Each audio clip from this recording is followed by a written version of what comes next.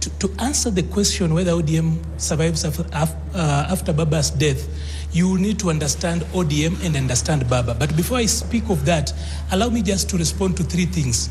I have seen literally all members of parliament are eulogizing Baba and saying how he brought them up, helped them. There's one project Baba left unfinished. It was the scrapping of CDF.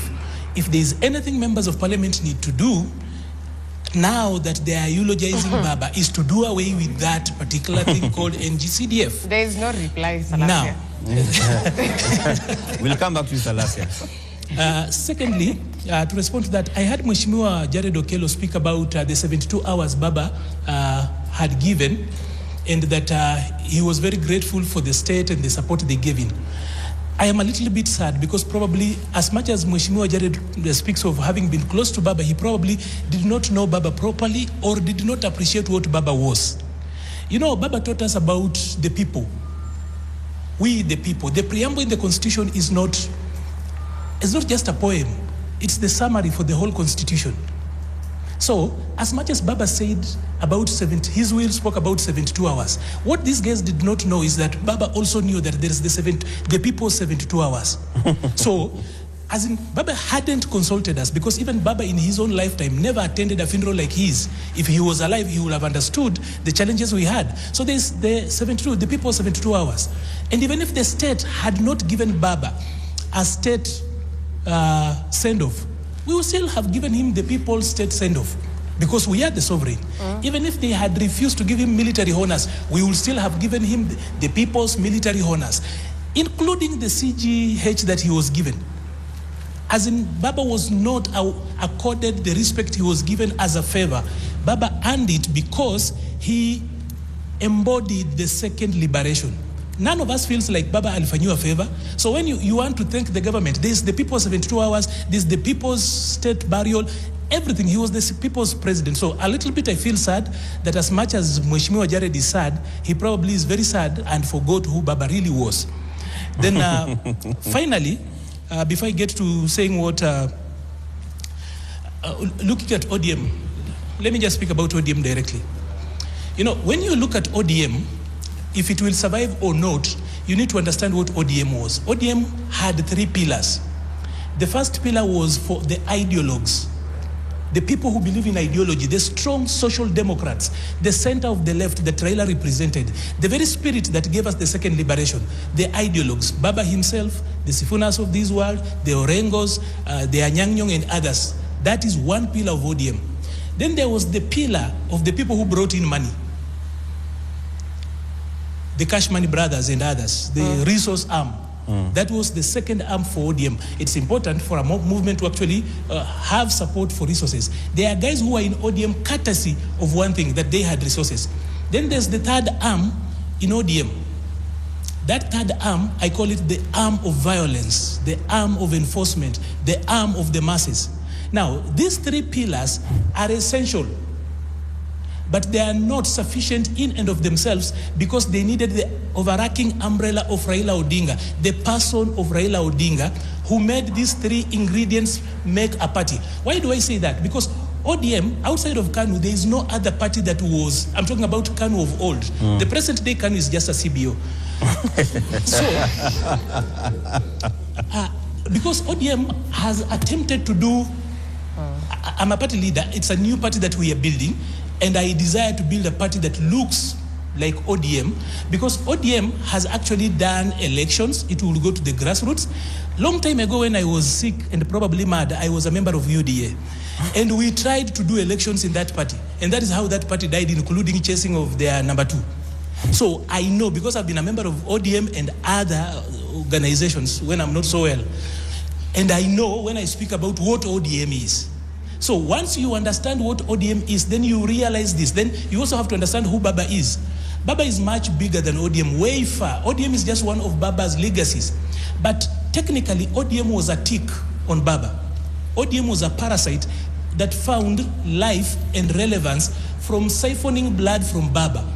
And like the Swahilis say, ukitegemea uji wa mgonjwa, mgonjwa akifa unakufa. Mgonjwa akipona unakufa. So, ODM as a parasite that depended on Baba once the host dies, the parasite inaweza kuzunguka around for a couple of years. Like for example, ODM is the great-grandchild of Ford Kenya. Ford Kenya is around. You can decide what it is, whether it's a county-based organization or community-based. You decide on your own. So ODM as a great-grandchild of Ford Kenya, you know what Ford Kenya under Jaramogi was. So you are going to see a number of things move around. You're going to see a little bit of activity. You're going to see a little bit of passion. So what remains today is the memory of what ODM was, because those three elements that I've spoken about that make ODM were only based on one anchor, and that was Raila Odinga, without which ODM is not able to work. So of course, that then brings me to the person of Raila Odinga. There's one thing people have spoken about, and a lot of times people do not understand Baba, especially when they speak about handshakes. You know, a lot of times, and I see a lot of people who are on social media here, we speak of Kenya as the capital of Africa. It's not just cliche. If you look at demographics, Kenya is actually Africa's capital. For this reason, that we have got Bantus here, we have got Kushites here, we have got Nilotes here, we have got people from North Africa who came by ship, we have got Arabs here who call this home. Semites?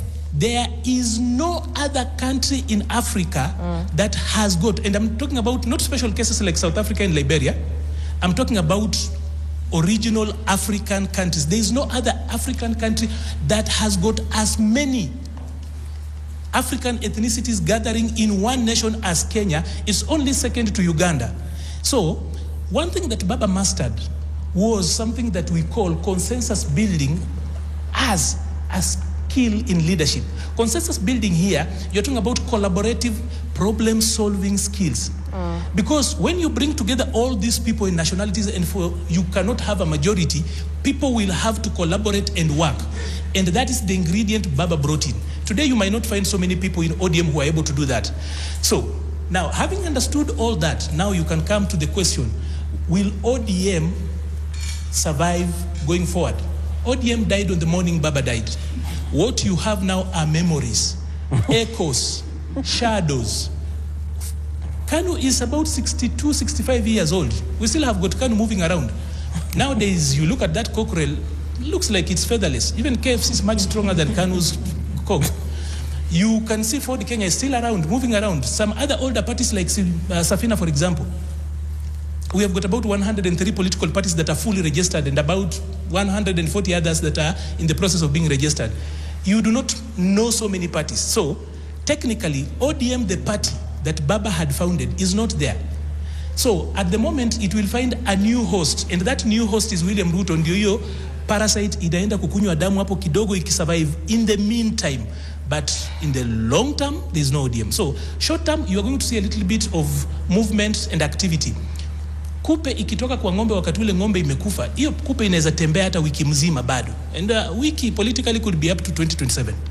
But beyond that, unless a miracle happens, and by the way, miracles do happen. There's even a church called Maximum Miracle Center. So probably miracles could happen after that. But from where I sit, there is nothing called ODM going forward after that. If you look at those ingredients and how they made ODM a party. Okay, before we come to a close, we've got a few guys. Number one, Ayub, I'm a very practical guy when I'm discussing politics of this country. I do not like us to go around and imagine this scenario. We can tell. We have been in this country. We have studied the political formation and the changes that happens in political space. We can tell what is going to happen. I'm a very practical guy, and I say it as it's going to happen. And we will come here after 2027 election, and you will see exactly what I've told you. You see, so everything is recorded, so we will. Yes, we will come here after 2027, and you will see exactly what I've told you. Yes, please go ahead. Ayub, there cannot be any another Raila Odinga. That was an exceptional man with his own unique creatures, you know, an enigma on his own. There cannot be another Raila Odinga, and I cannot equate anybody to be as another Raila Odinga. But remember, also nature bores a vacuum. We have seen this, even if you study the history of politics, right, from you know, the independence, how things happen when even somebody, a community that used to command some, you know, political space, fell, for instance, when Tomboya had left the space, we felt that there was a little bit of jiggers in between. Jaramogi came in, took over. When Wamalwa Kijana was now struggling, Raila came in. You see, so there's always somebody that takes advantage and starts rising at that position. Now, let me just answer my brother here on what he said. He said Gladys Wanga has never done anything. She was just handpicked and put in place. It's very unfortunate. Perhaps I will say with authority right now that the most influential, hardworking person in ODM I know right now is none other than Gladys Wanga. I can tell you with authority. You know, I also happen to come from Homa Bay County. This is a woman who came from nowhere, with no political history, nothing. Vied and became the woman for 2 terms. When she went for the gubernatorial seat, of course it was negotiated because there were so many people with interest. And they all agreed who is best among us. And she turned out to be the best among the equals that they have. I interviewed Evans Kidero in the aftermath of the settlement by the party leadership, and yes. He was disgruntled, as the others were, because of the intervention of the party, and he said he never felt fairly treated. No, she beat Kidero hands down. That is the truth. But there was no nomination to that effect, is it? But Kidero went on an independent, vied on an independent ticket. Given the ODM dominance, when I spoke to him, I remember very well, he was very specific about why the party did not allow fair nomination process for the person who has the support of the people to be accorded the party ticket. The party constitution allows so many ways in which people can, be given position, through consensus, through nominations, and where they see it fit to have consensus, that's what they do. It's not only in Homa Bay, it's done in so many other constituencies, you see. So that is even that the ODM party espouses and embodies the name democracy, and would it have been fair if the nominations were conducted, in your view? But do you know, Ayub, he even said here that Gladys was handpicked and made the chair of ODM. How was Edwin Sifuna made the Secretary General of ODM? He probably for was, instance. But, Dr. Let me just finish. So that, because I know I'm probably this is a bit uncomfortable to the people who... No. Okay, unless you're... Interesting. Now, I don't think Sifuna will manage to take over power at ODM. Number one, it's true we are going to have slight split in the ODM. But here is the catch. It is not going to be of magnitude, or the effect is not going to be felt in the next general election. This is the reason. We are going to have a slight split, but the majority are going to remain in the coalition with UDA. Now, the few people who are going to move out are going to be in a dilemma, whether to join the Gachagua team, which they do not truly trust, or to go it alone, which still is inconsequential on their own. So the effect, therefore, is not going to be felt in this election. Maybe after the next general election, when now they start forming base and looking for new alliances and building up the new party, there may be something significant. But for now, I don't think so. And I don't think Edwin Sifuna henceforth is going to have a commanding voice or a persuading voice in ODM. I don't think he commands the majority position in the party. And now, in the absence of Raila, it is going to be a direct cold war on him. They may not succeed, as Dr. said, in expelling him, but he'll find it so uncomfortable that he cannot stay there himself. So he'll opt to move out. But the question is, where is he going? Which camp is he joining? Because I can tell clearly that we cannot even expect Kalonzo also to constantly remain in the position as it is right now. With Ruto now owing the former president Uhuru Kenyatta, we know the influence that Uhuru Kenyatta has in Kalonzo's position. And most likely we are going to see also the opposition now splitting again and real alliances forming back to UDA and ODM party. The challenge for ODM will only be one.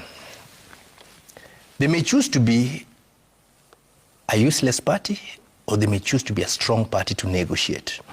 And this is the problem I had with when I started hearing, those clamations from some ODM members saying, we've already declared our support to President Ruto, we've already decided he's going to be our president. That is not how you negotiate in a political table. They ought to put their house intact first, command respect, command authority, bring their members together, ensure they have that unity, then they can have the power to negotiate in the position. Because I foresee a coalition not just for the parties, but I see where we are going to have the presidency coming from both the UDA and ODM.